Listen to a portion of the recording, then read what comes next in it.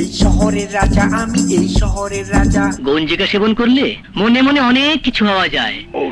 রাজা বাদশা হওয়া যায়। হ্যালো গাইস, বিগ বস চ্যানেলের পক্ষ থেকে আমি ঈশান আছি আপনাদের সাথে। তো আজকের এই ভিডিওতে রয়েছে দুইটি ভাগ, যেখানে আপনারা দেখবেন রাজা প্রজাদের হাক ডাক, সাথে বাংলা সিনেমাও একটু গলাবেন না, কারণ এটা তো শুধুমাত্র সিনেমা না, পুরাই হোয়াটদা।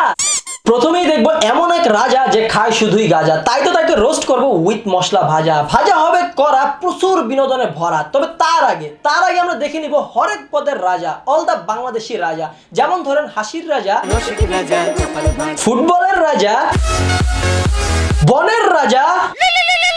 ও সরি ভুল ক্লিপ চালু করে দিছি, এক্সট্রিমলি সরি।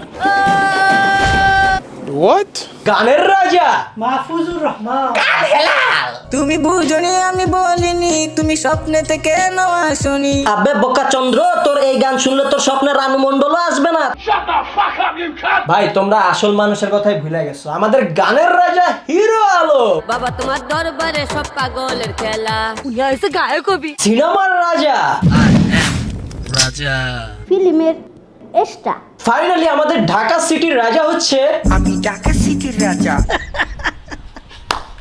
আমি কনফিউজড। ভাই রে ভাই, এত রাজা গজা দিয়ে আমাদের কোনো কাম নাই, তাই শুরুটা করব ঢাকার রাজাকে দিয়ে আর শেষটা করব নতুন এক বাংলা সিনেমাকে নিয়ে। তো বাড়াবো না কথা, চলে যাব সেথা, মাজা হবে জেথা। তো শুরু করা যাক। এই শহরের রাজা আমি। তোমার মতো কোন রাজাকে কাছে পাওয়ার পথটি আছে?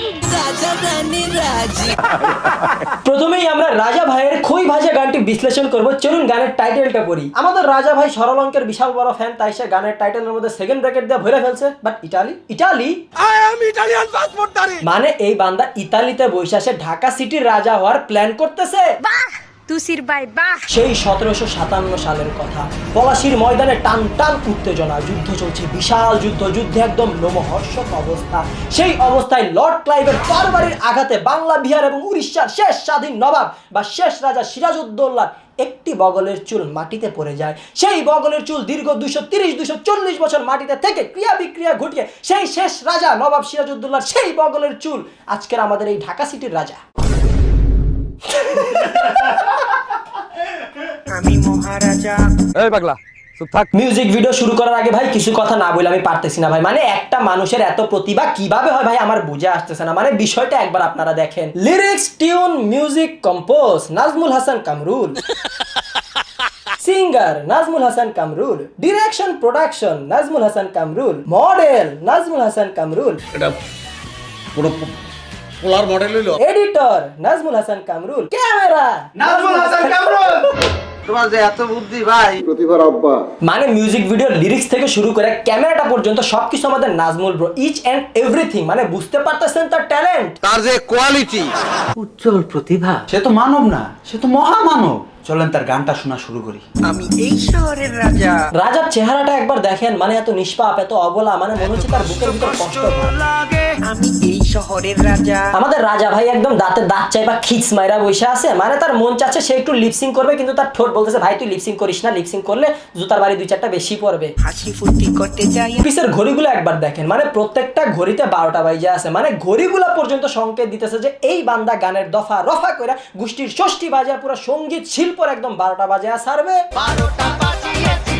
লেভেল অফ ট্যালেন্ট কাকে বলে বুঝছি ভাই। একটা গানের মধ্যে একটা লাইন 8 থেকে 10 বার রিপিট হইতে পারে সব থেকে বেশি হইলে, কিন্তু এই বান্দা তার এই গানে একটা লাইন আমি এই শহরের রাজা, এই একটা লাইন সে 37 বার বলছে। 37 বার সেম লাইন। এই শহরের রাজা। নিজের রাজা বানায় দিছে। আমরা সবাই রাজা। অতি উচ্চ বংশ। তোরা সবাই মিলে নাচ। বড় ভাই নাচতে বলছে। বন্ধু তাহলে চলো একটু নাচি। তোরা সবাই মিলে নাচ, রঙে রঙে সাজ, হাসি ফুর্তি করতে যাই, নাচারে মাজা। প্যান পার্টি খবর দেয়া নাই। তোরা ঢোল বাজা। তোমার এই অমর সৃষ্টির জন্য তোমাকে উল্টো করে তোমার পশ্চাৎ দেশে ঢোল তবলা বাজানো হোক। রাজা রাজা। গানের মধ্যে এটা কোন ধরনের ব্রেক?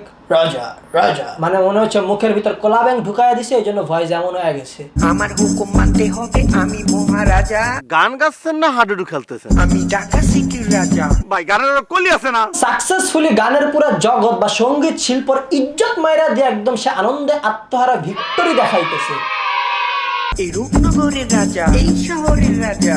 পাগলের যা মনে আসবে তাই বলবে। ওয়াও, এই মহান ভাই এটা গান গাইছে নাকি কবিতা আবৃত্তি করছে সেটা আমার বুঝে আসে না। মানে আমার প্রশ্ন হচ্ছে কেন ভাই, সঙ্গীত একটা শিল্প, এই শিল্পটা এভাবে নষ্ট করার মানে কি? মানে ভাই তুমি ডিপ্রেশনের কোন স্টেজে আসো? মানে একটা মানুষ কোন লেভেলের ডিপ্রেশনে থাকলে এইসব গান গায় এভাবে? গরু ছাগল দিয়ে পুরো দেশটা ভরে গেছে ভাই। এই যে ভাই নাও এই ব্রেন তোমার একটা মাটিতে পড়ে গেছে, নাও এটা তুইলা নিয়ে মাথায় ঢুকাও।